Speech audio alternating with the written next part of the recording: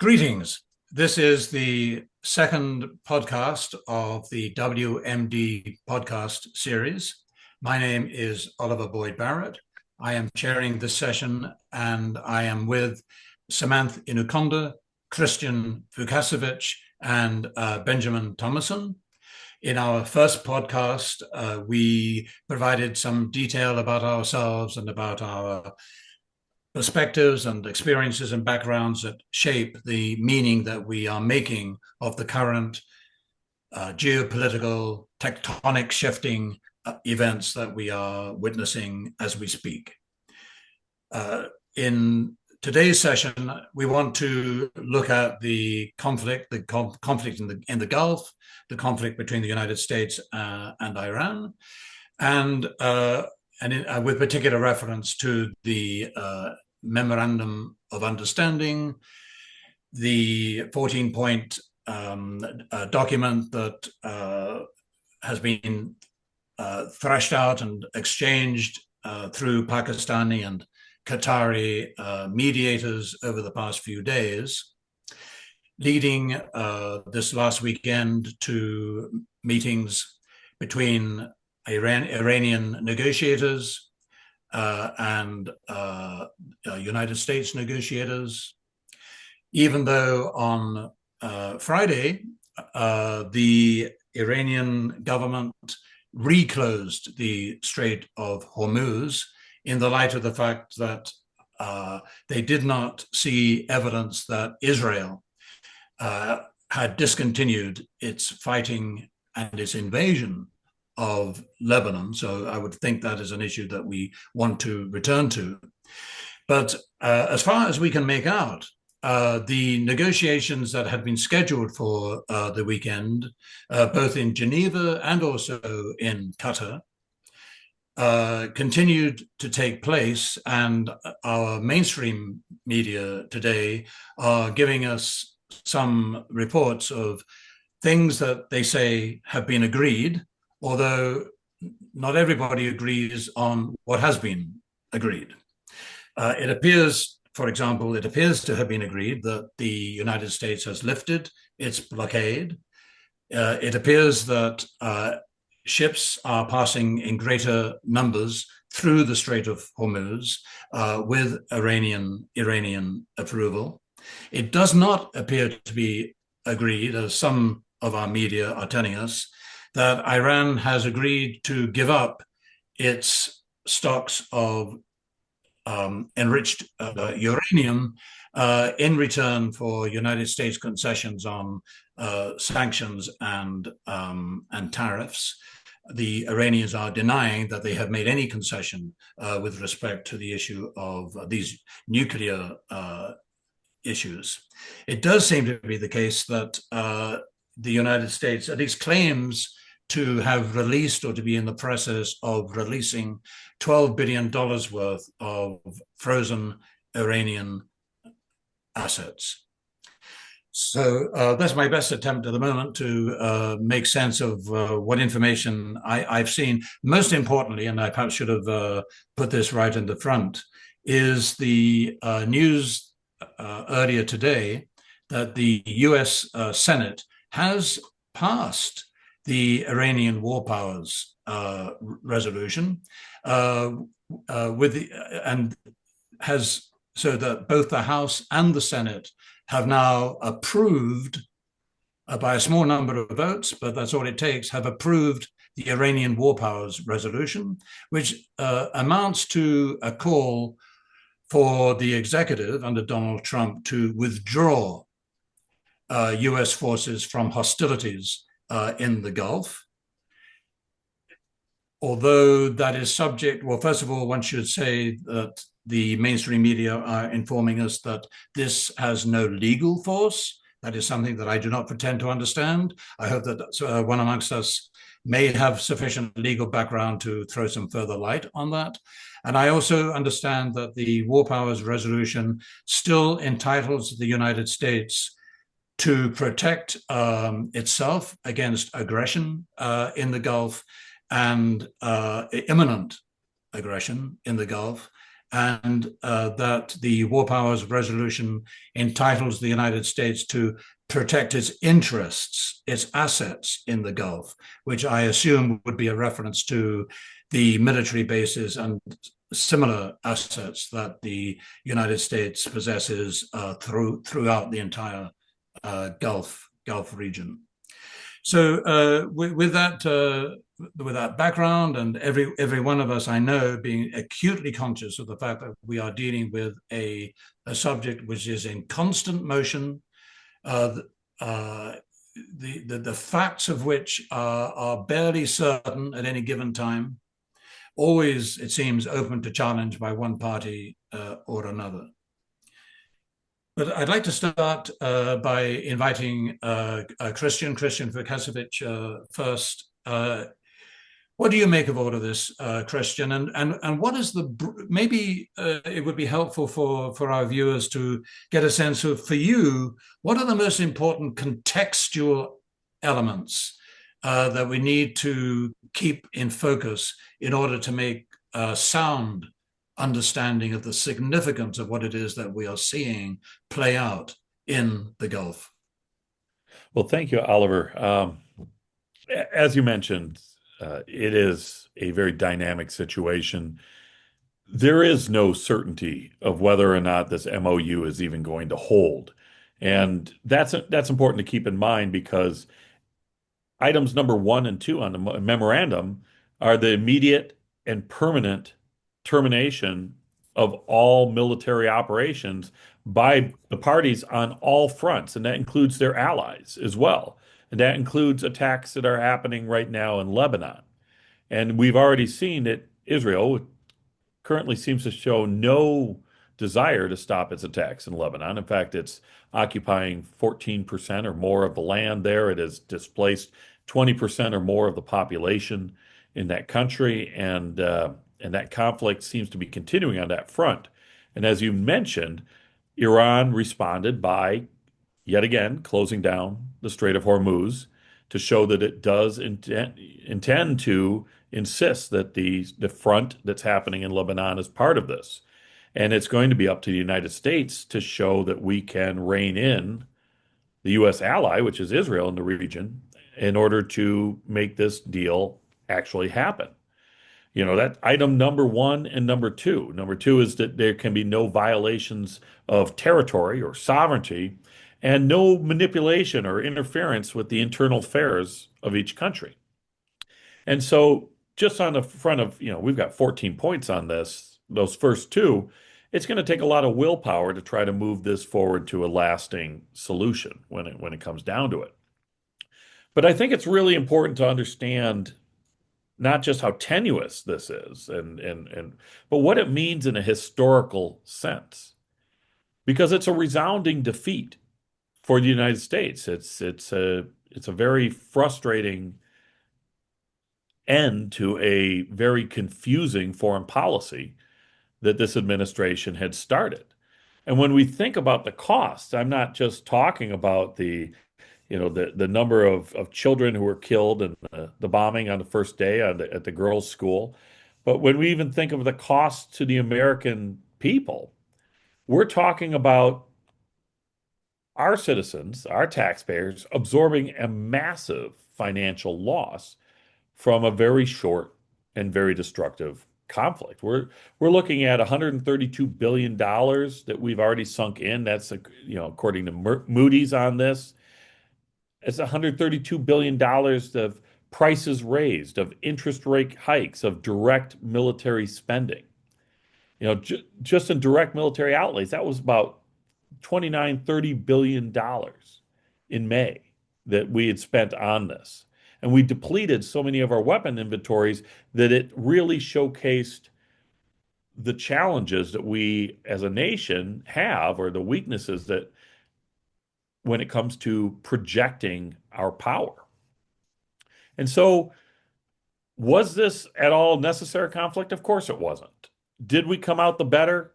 Obviously not. When we look at the Memorandum of Understanding itself, we have committed to negotiating a deal within 60 days, but that deal is dependent upon so many things happening. U.S. has committed to removing the naval blockade, to starting immediately, and that's a full removal within 1 month. And the United States is also uh, committed to moving its forces, we mentioned, still protecting our bases in the region, but from proximity, in direct proximity with Iran, within 30 days as well. And, we talked about this in our last podcast, but the fundamental reality on the ground before this conflict was the belief that United States air bases and military bases and naval bases in the region made our allies safer.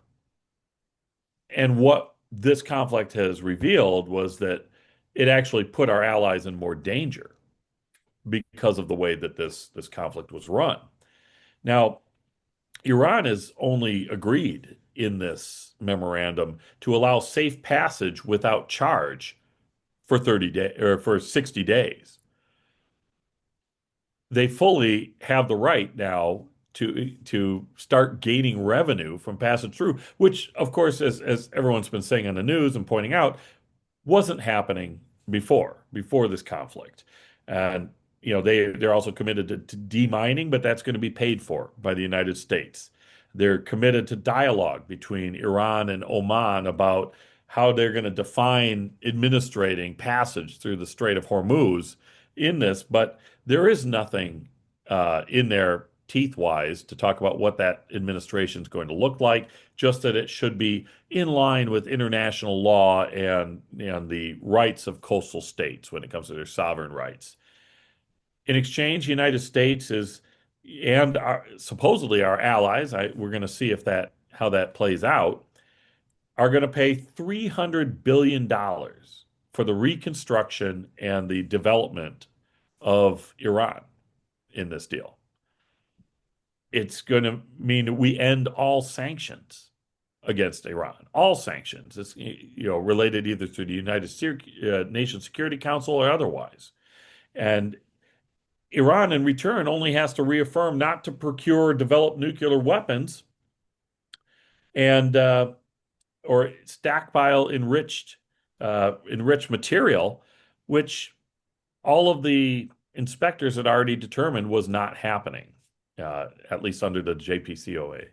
And so, in return, Iran, as we can see, has really done very little. The United States has bitten off far more than we can chew. And when it comes to what this means historically, I'm sure that Ben and Sumanth are going to talk about this. Ben is probably going to talk about its historical impact when it comes to geopolitical power. And Sumanth, I'm sure, is going to talk about the impact that this has for the global South and the rest of the world that's dealing with the aftermath. But I want to talk a little bit about what this means for the United States, because analysts have determined that we won't see gas or fuel prices coming down to pre-conflict levels until perhaps even 2032. And the thing about inflation that we've seen with shipping costs, inflation never goes down. And so permanent shipping inflation with Iran enforcing fees, that's going to be passed on directly to people all over the world, but particularly American consumers who are purchasing goods. And so many of our goods are produced or imported, and we depend on the fertilizer, we depend on the gasoline, we depend on the plastics that are over there.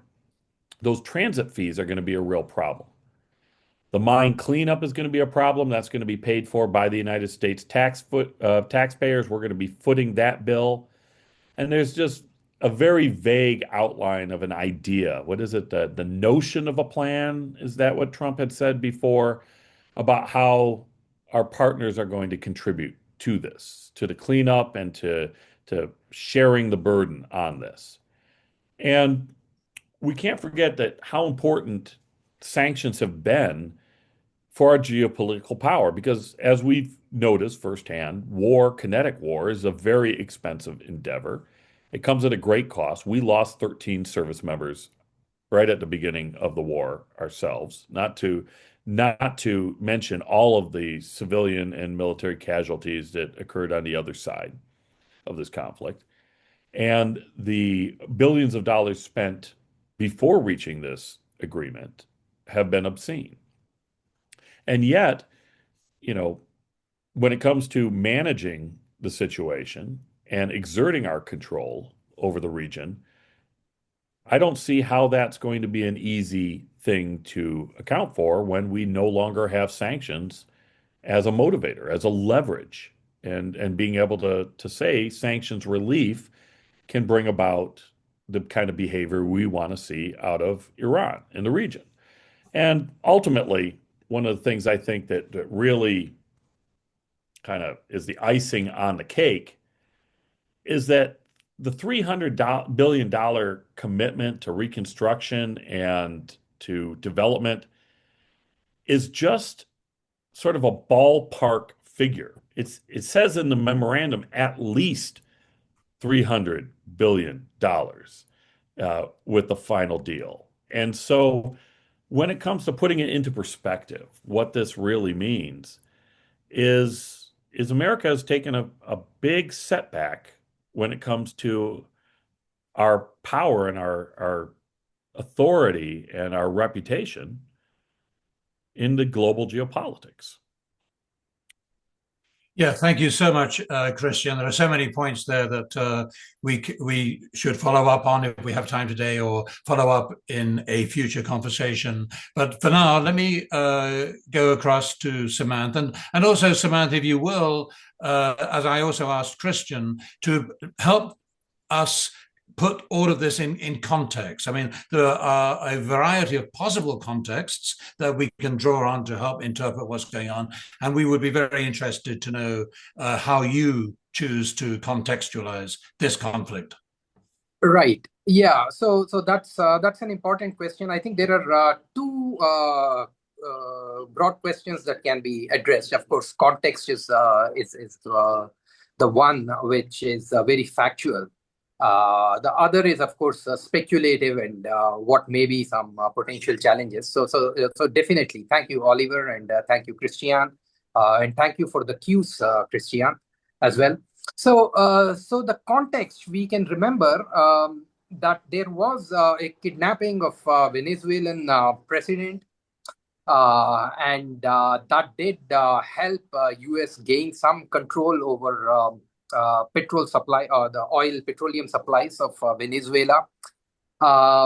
So I think that is, that also provides a contextual cue in this broader contestation between U.S. and China, which are now the two prevailing superpowers. I think this we have a growing realization that China is here to stay, and it is a superpower that competes with America.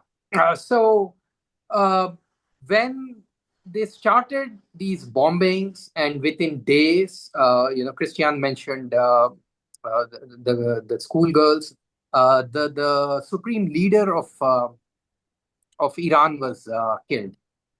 Mm-hmm. It was a regime change war, and we have speeches by the president of United States, who said that we're going to stop bombing and you can just take over the country.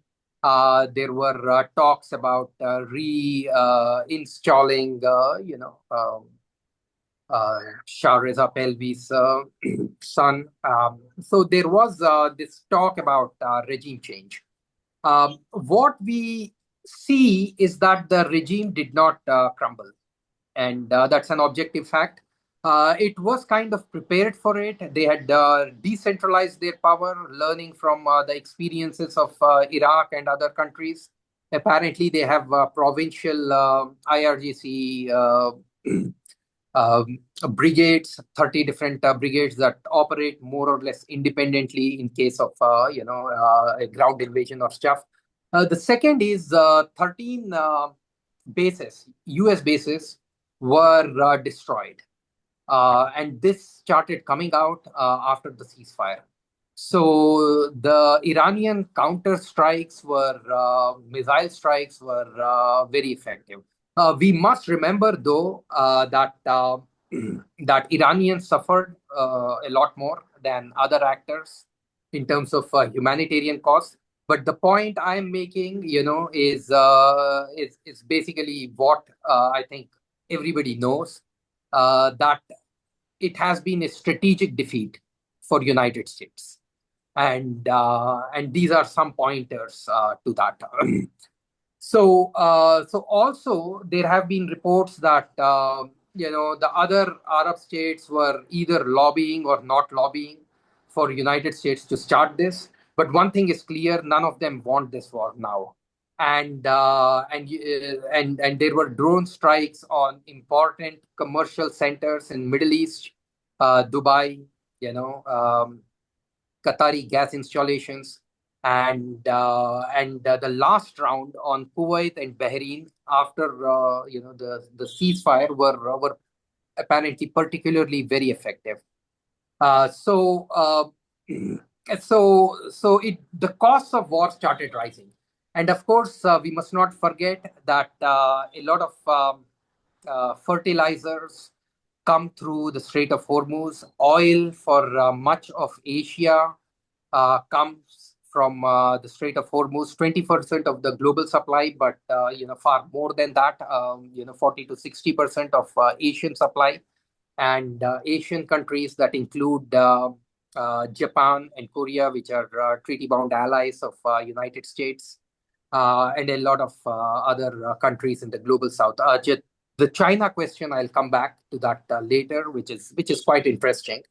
Um, so there was an impending global economic recession, as many have said. Some have said it could be a depression, but food crisis for sure. Some reports have indicated that it kind of threatens 3 billion meals, with all the fertilizer supplies being affected all of a sudden. Sometimes it's just very difficult to reroute and replan things when they happen at such a short notice.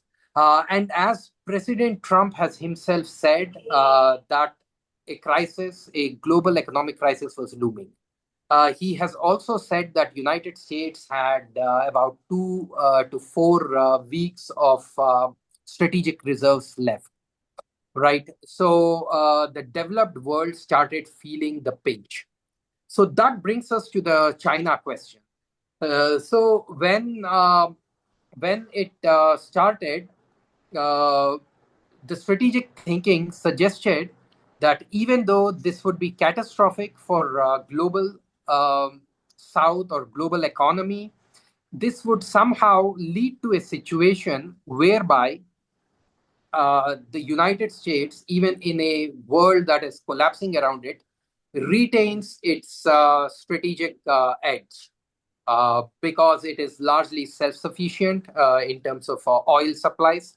And this would somehow impact China more than United States. So the question of Venezuela as well. So Venezuela and Iran and Russia are important oil suppliers for China.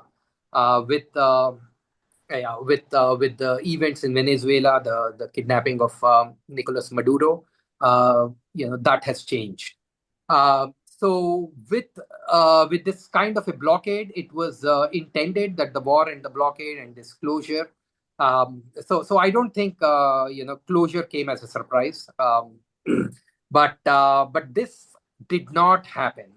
It did not hurt China as much as planned. So what is coming out from some oil experts, and Oliver has already noted it. China consumes 10 million barrels of oil per day. Um, and that's a huge amount. However, China reduced its consumption by 6 million barrels.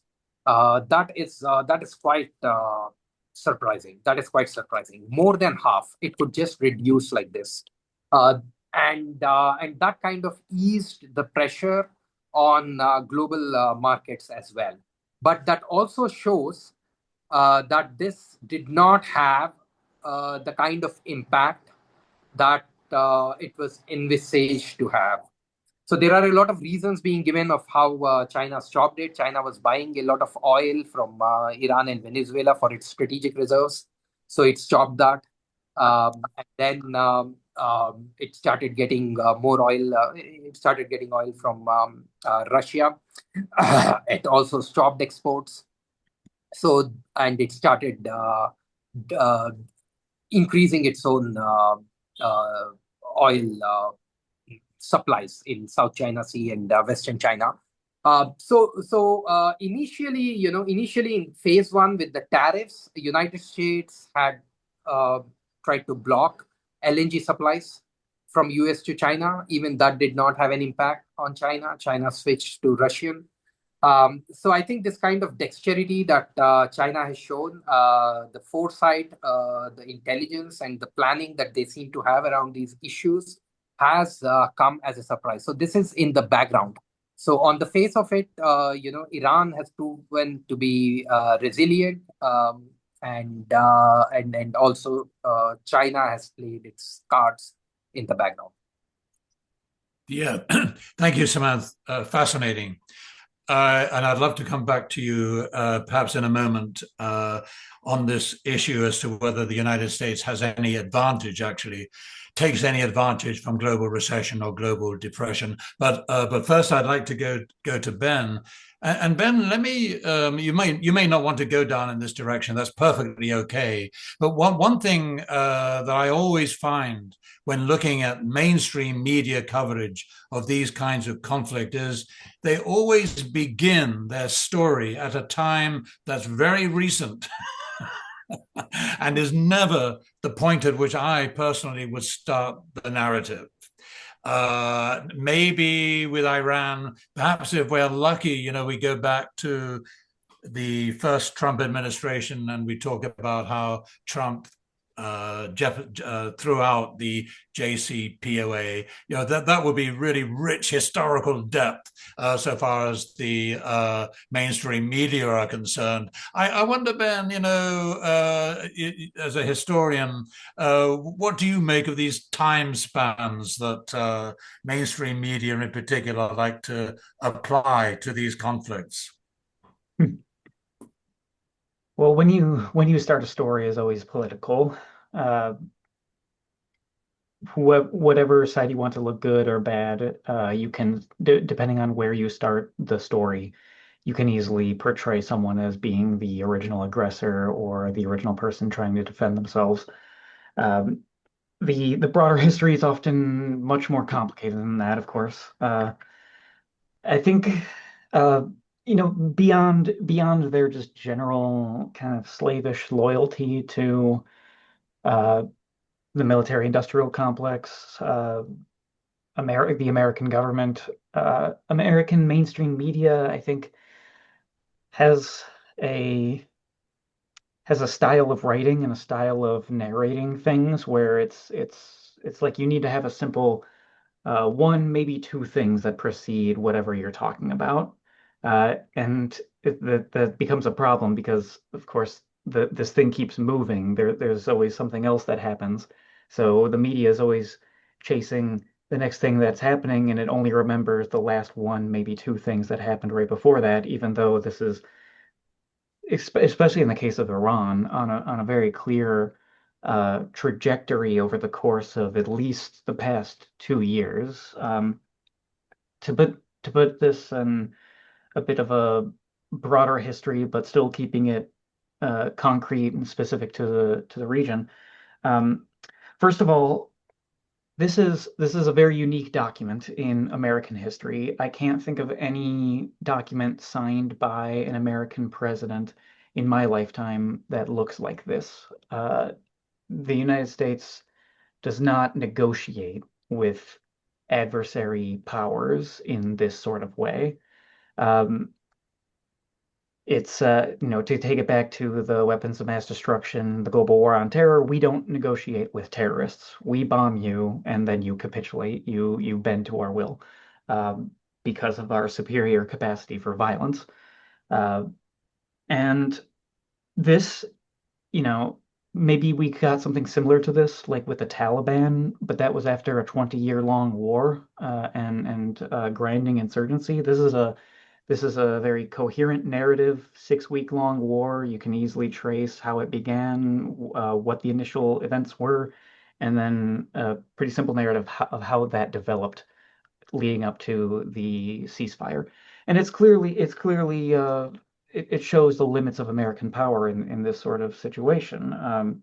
Making an American president sign this document that says you are going to give the Islamic Republic of Iran, the government that you tried to overthrow and failed just a couple months ago, you are going to give them $300 billion, which is twice as much as Donald Trump used to love to say about the original JCPOA. That was one of his accusations, was that President Obama gave $150 billion to the Iranians. Can you believe that? What an idiot. And the Iranians have now forced him to sign a document that has twice that number in it. Now, of course, is it just a piece of paper? Is that actually going to lead to any concrete changes in the situation? That remains to be seen. Although so far it does look like the Americans, at least, feel the need to at least keep up the impression that they are trying to go along with this deal. You can see that with some of the economic moves and military moves that have been made. In the regional context, I mean, to put it in some of the most necessary history that I think people should know about in this, forgetting the decades-long struggle that's been going on between Iran and Israel and the United States, going back at least to 1979. In just the past few years, we have seen a increasing escalation between the U.S., Israel, and Iran. Uh, of course, a big spark for this, and so much of what's going on in the region now is October 7th, 2023, the Al-Aqsa flood operation by Hamas in tiny little Gaza. It's amazing how so much of this has been sparked by such a small territory and such a weak, or what was presumed to be such a weak organization like the Islamic Resistance Movement, Hamas, in Gaza. The first time that Israel and Iran ever directly exchanged fire, where Iran actually fired directly at Israel, was April of 2024. That lasted for about a day. Operation True Promise 1. No Israelis were killed in that brief bombing campaign, and just a couple military bases were hit. In October 2024, Operation True Promise 2, slightly larger bombing campaign that the Iranians launched against the Israelis, of course, in response to various provocations, including the assassination of negotiating teams on Iranian soil right outside the Iranian presidential palace. And then, of course, last year, June 2025, just 7 months after the October strikes, we have the June War, the 12-day war, and the U.S. only briefly enters that war at the very end of it to bomb Iran's nuclear facilities. And now we have this 6-week war that has ended with this ceasefire. So there's been a series of escalations, and that if you were following this trend, that would by itself suggest that perhaps this is not done yet, that this escalation is going to continue so in some way. And it might not just be in Iran, it might be in Lebanon or in Syria or in Iraq, possibly, maybe some other countries. But it just going by the recent history of the region, this could very easily escalate and spin out of control. Going by the characteristics of the United States, it could very easily escalate and return to violence. I mean, even many mainstream outlets are saying now, can the U.S. negotiate? Is the U.S. even capable of negotiating the details of what needs to be worked out in order to have something other than just a frozen conflict that could escalate in so many ways? And Iranians, of course, I think, are, well, coming to the unfortunate conclusion that I think so many people are forced to at least think about when they study American geopolitics and American foreign policy, which is, can the American state understand any language other than the language of violence and force? Can they understand any other language other than that? Are they really, or do you have to speak in the language of violence and force? Are you forced to do that in order for them to understand you properly? And the Iranians, they're showing themselves to be pretty good negotiators. They are, yes, willing to engage in these talks, but I don't think they have any illusions about the prospects of their negotiating partners, that they can't trust these people. They don't have a history that you can trust. The people in front of you, you can't trust. The guy in the White House, his whole MO is going back on deals that he gives to people anytime it becomes convenient for him. So they are going to play really hard, I think. And they are going to do it, I think, in a careful way that they have done for many years. They have shown great patience, and they have very intentfully, carefully escalated over these years. And I think they're to the point where they feel more confident that if they apply the right force in the right way, that will get the Americans to understand the limits of their power. And again, I think this document very much shows the limits of their power. I mean, so I'll end it there. I would love to get into a longer conversation about China, because of course, like, this is, I mean, if I was someone like John Mearsheimer or like one of these realist scholars, I would be just tearing my hair out. What are you doing? You're getting us into another quagmire in the Middle East. How are we ever going to contain China? How are we ever going to pivot to Asia if we can't get out of these ridiculous wars that we keep getting ourselves into in a region that actually isn't that important, at least compared to confronting China for the long-term prospects of American power.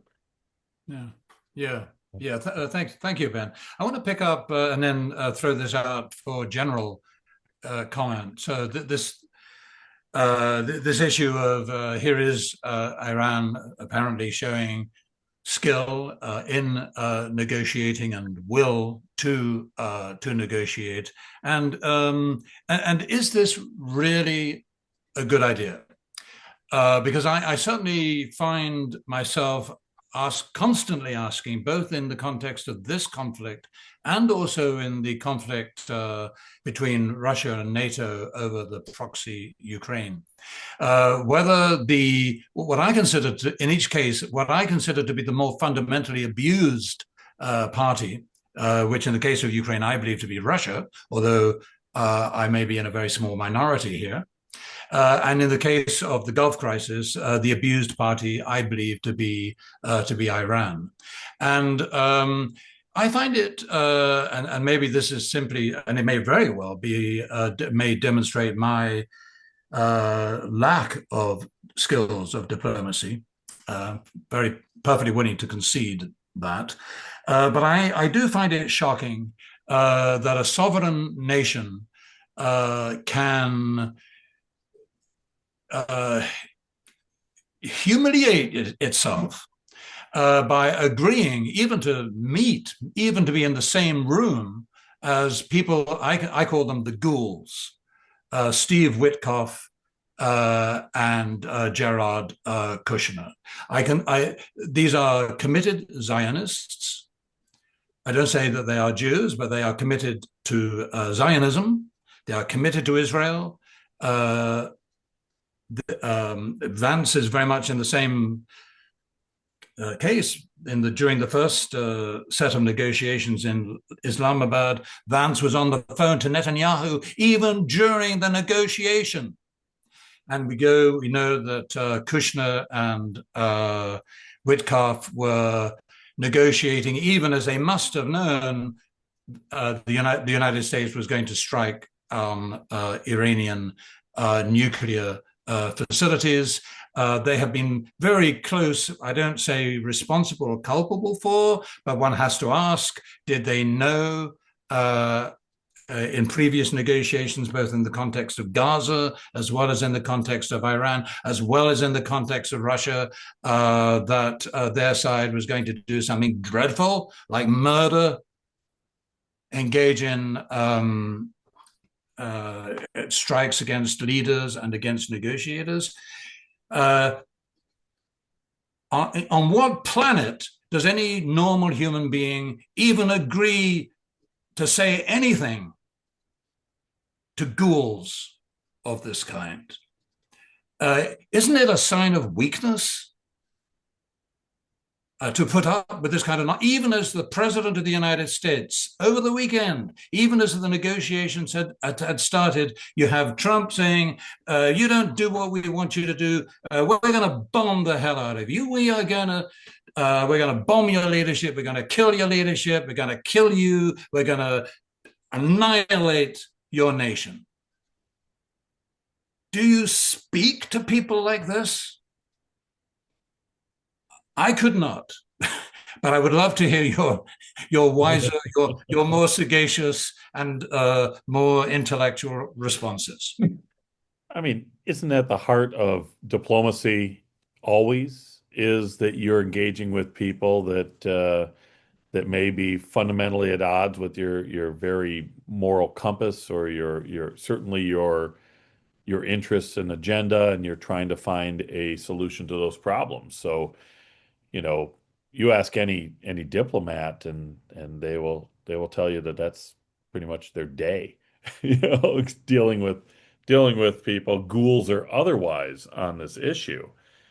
But I think there's something noteworthy in the MOU that they're doing that raises questions about the whole process here, and maybe Iran's thinking going into this. And that's the very last, the 14th point of the MOU. Because what we've seen after in the response to the October 7th attacks, the overwhelming attack on civilians that Netanyahu had launched, was an increasing geopolitical isolation of Israel. And through that, also from the United States and our continued support. And as they engaged in diplomacy with the Jared Kushners and the other, ghouls, as you mentioned, that we sent their way, I don't know that they were at all naive in anticipating what the outcome was going to be here. But when you look at the last point of the MOU, and it is, as we mentioned at the very beginning of this, it's going to be a long shot whether or not we can get through this MOU to get to the final deal that needs to be made, that the whole MOU is setting us up for. But it says that a final deal will be induced as a binding resolution in the United Nations Security Council. And that was an Iranian expectations. Now, we all know that the United States has rarely thought of itself as having to honor any thoughts or controls put forward by the United Nations. And the Trump administration particularly seems to have nothing but the utmost contempt for the institution, any institution that would put checks on power in this instant. But I have to wonder if this is, again, allowing the actors in this event to almost dig their own graves and create their own increasing isolation on the global stage. Because we saw that in these brief 6 weeks of war, right? We saw that we started and we said we don't need any help, but we'll take your help. But you should be helping, right? In this aspect to our allies, and realizing that we were alone, in our actions. So we had transgressed either through our previous abuse of our allies or through the foolishness of this endeavor that we began. And it's almost as if they're just giving us rope to hang ourselves in increasing our isolation in this. And I think that, while they probably have very few I'm sure they have plenty of reservations, but they have very few illusions as to, the chances that any agreements would be honored with Jared Kushner and others, Whitcomb and others, while they're doing this. I think that they understood it as part of a process that was going to ultimately end in the leverage that they had, which was very strong leverage, closing the Strait of Hormuz. In the end, producing something that was going to be of lasting damage to the aggressive parties and of lasting, benefit to the Iranian regime in sort of taking them from a more pariah state, almost giving them more legitimacy on a global stage, and certainly even we're even seeing it in the eyes of the mainstream press in the United States and how we are reporting on these issues. Whereas before they were sort of beneath trust and notice. And all of a sudden, because it is maybe this is indexing theory, right, in play, but it is the line of the White House that why shouldn't they have missiles and why, they have a right to this and this and that and the other. They've almost I wouldn't say completely rehabilitated their image, but they certainly have negotiated a very strategic change in how they're going to be treated moving forward. And I think that's something to keep an eye on. And I do want to just say that despite this conflict ending, and when we talked about how do you mark the beginning of a conflict and how far back do you go to provide context for this, I think that this conflict, even as short as it is going to have a lasting effect and be sort of the germination of other conflicts that are going to come. Because Western humanitarian aid, although we've already drastically slashed that with cutting USAID and others, it's going to be diverted, from all of Western humanitarian aid when we think about it. It's going to be more heavily redirected into Iran and the reconstruction of Iran. And that's going to shrink aid budgets in other developing countries. And we're going to see a result of that.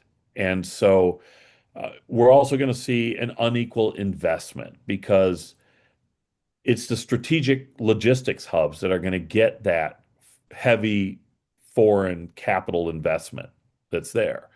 And that means smaller developing nations are also going to become more increasingly isolated. And so we are just sort of seeing the spark of something greater. And I think as we continue this podcast, it's going to be really important to be able to come back to this, this MOU and this conflict and the unintended consequences that come out of this and how that is related to conflicts that we're likely to see in the near and midterm arising around the world. Yeah, thank you so much, Christian.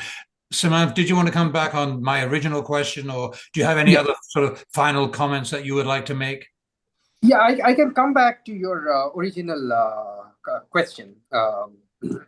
So I think we have to don a realist hat sometimes to explain what is happening in the world. So I would like to address the question of this MOU and why Iran, the world, and has, and this particular moment in history has a relevance in this outcome, and why it is important to everyone. I think Iran has been very consistent right from the beginning when the attacks were going on and when there were back channel talks through Pakistan, Islamabad. It has been asking for reparations, which we understand they are getting. as per the MOU. So again, there are going to be real challenges. So I think what you are actually saying is you're not questioning the cessation of hostilities. You're not questioning the opening of Hormuz, which is a great relief. But the ability to continue on this path to peace. So that is very much a question. But the MOU, if you look at the MOU, it is consistent with what Iran has been asking. And Iran has said even yesterday that they are not going to negotiate the nuclear issue until until after. So that is there for Iran, and we must not forget it was being bombed towards the end. There was also a water salination plant in a village of 10,000 that was bombed. And I would also point you to a speech by Indian Prime Minister in Netherlands a few weeks ago, where he said that decades of economic growth, which have brought millions of Indians out of poverty, we are at a great risk of undoing that. So within months, we will be reversing decades of economic growth. And Arab nations, they have felt the jolt of this, and they want to go back to selling their oil. So the oil crisis, it has been pretty bad in the global south. Several countries had fairly irregular power supply and working 3 or 4 days. Schools were running like 3 or 4 days. Food crisis. So there was a lot of pressure on all parties, and particularly on Iran, which is trying to demonstrate to the world that it is a good faith actor. And we must not forget China and Russia, which are its primary backers, who also understand the historicity of this movement. And to understand that, I would kind of come back to the question of unipolarity, and also the question of violence. This which Ben brought up, which I started thinking. So nation states have monopolized violence within their own territories, and that is recognized. But hegemonic powerful states, especially since unipolarity, United States has tried to walk into Middle East and other corners of the world to kind of be the global policeman. And it appears that there are some limits to that. And I think Iran's political leaderships, in consultation with China and Russia and other countries, perhaps understands the criticality of this time. So this is an open question. Well, will the negotiations move in good faith, especially given the complexities of the problem? Yeah, thank you so much, Sumanth. Ben, do you want to come back on my original question, or do you have any other final comments that you'd like to make? Yeah, just a few comments, because I think it's a great question about should Iran even be negotiating? I mean, certainly, as you say, justice would demand that perhaps not. Perhaps they don't negotiate. I mean, if we're talking in eye for an eye kind of justice, they should have been launching bombs at Tampa, Florida, where I am today, because that's where CENTCOM is based.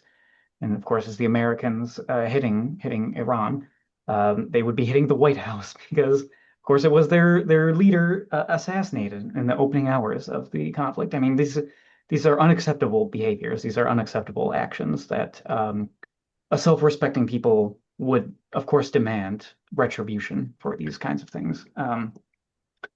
Of course, Iran has to operate in the real world, and they have to be aware of their own limitations. And I think they very much identify with the kind of people who have had to enter into harsh negotiations when they have been wronged, and they should have gotten retribution, but instead they got very bitter negotiations instead. I think the Iranians identify themselves, with the kind of people who have had to do these negotiations, humiliating as they may be, for centuries. Going back to the Native American tribes in the United States, even as they were being genocided by the Americans, of course, they engaged in negotiations. Even the Palestinians, the people in Gaza, have to engage in negotiations, if you can even call them such a thing, with the Israelis.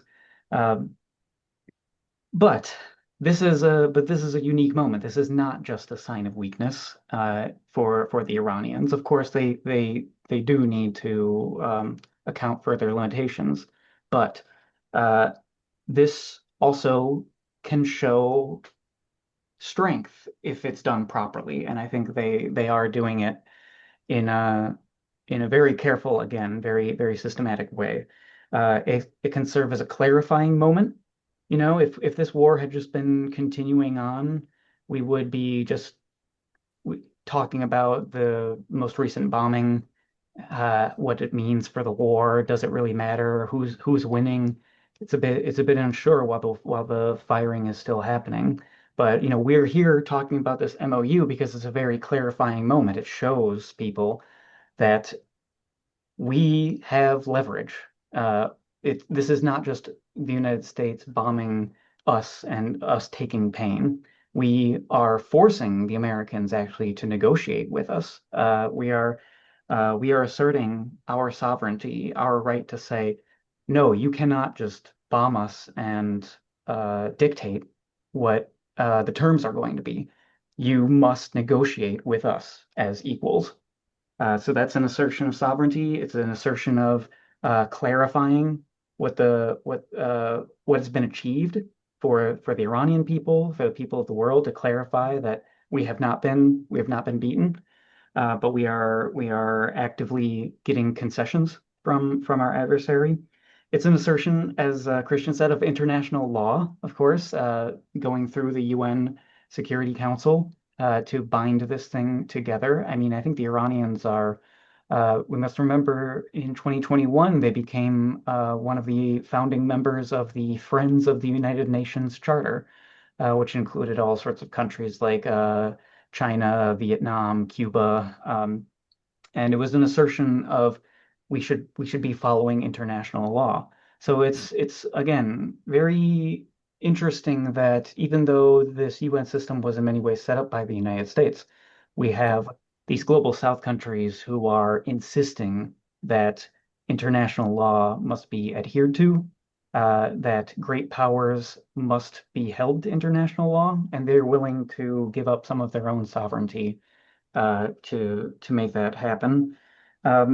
And this is in many ways a indication of a changing world where the global South countries that Iran very much identifies with, they are part of the G77, they are part of the BRICS. They very much identify themselves with anti-colonial struggles. That this is an assertion of will and sovereignty by a smaller state being imposed on the most powerful, what was assumed to be the most powerful country in the world. So I think there's great power actually in this negotiation process and the way that the Iranians have gone about it. Yes, it shows their limitations, but it also shows much of their power as well. Yeah. Ben, do you mind me asking you a follow-up question on that?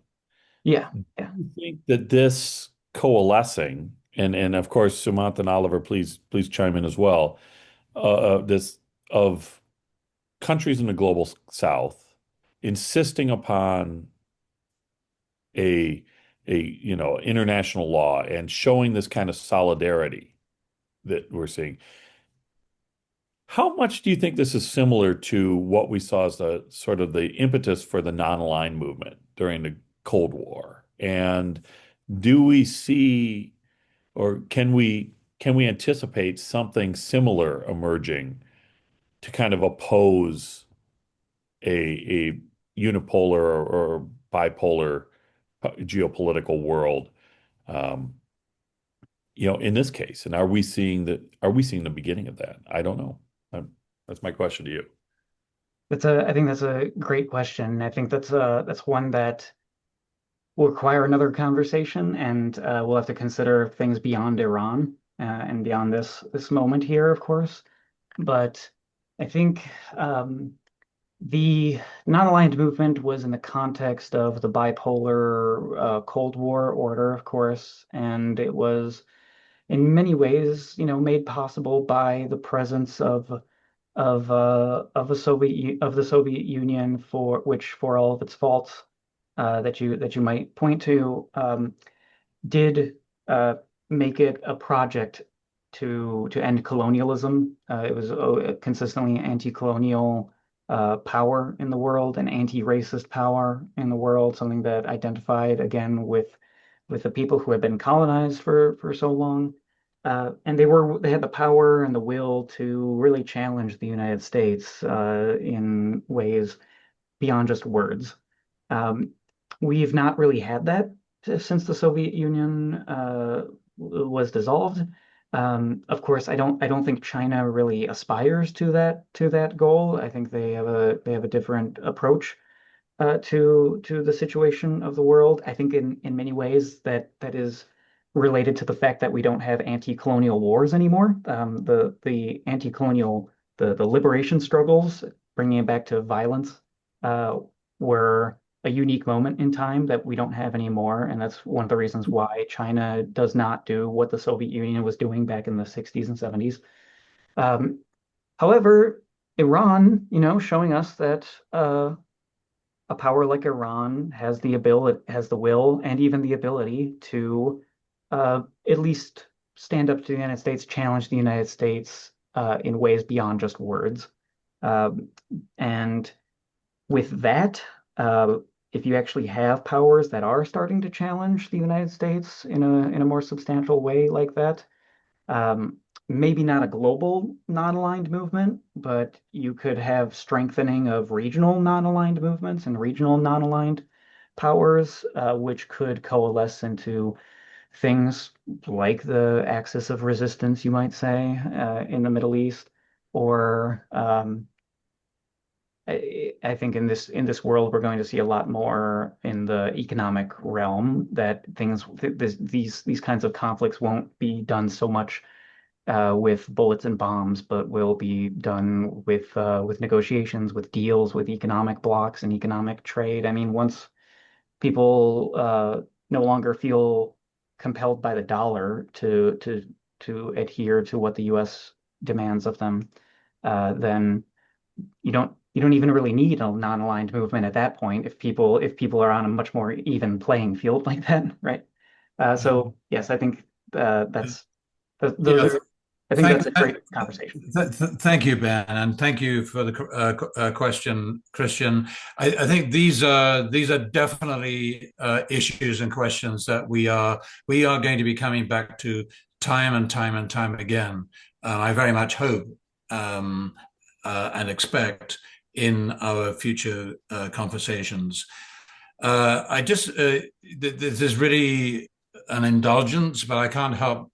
It is relevant when we're thinking about media and the role of media representations in this conflict, as in other conflicts in the West Asian part of the world. But I'm also kind of stunned by the apparent unwillingness even of Iran to talk about these things, and that is the pressure placed upon Iran to take seriously this discourse about Iran being a potential nuclear threat, which honestly I think is just total ludicrous nonsense that's been put about for 2 decades by Netanyahu.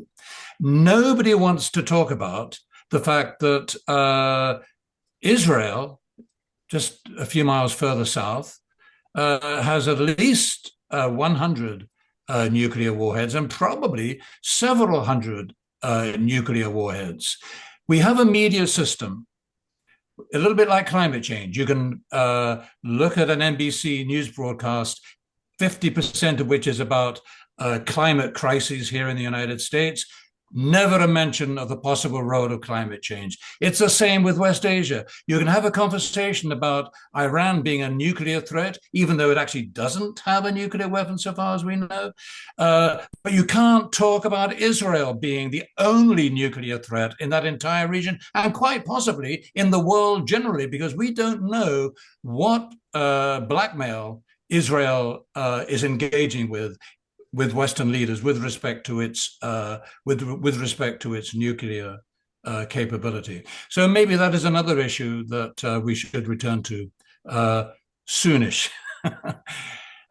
Christian, Ben, Sumanth, you've just been wonderful. You have made really profound and insightful comments on these issues, and I'm so grateful to be part of this enterprise. And so I look very much forward to joining you again as soon as possible. Good night, guys. Bye-bye. Thank you, gentlemen. Thank you so much. Thank you. Appreciate it.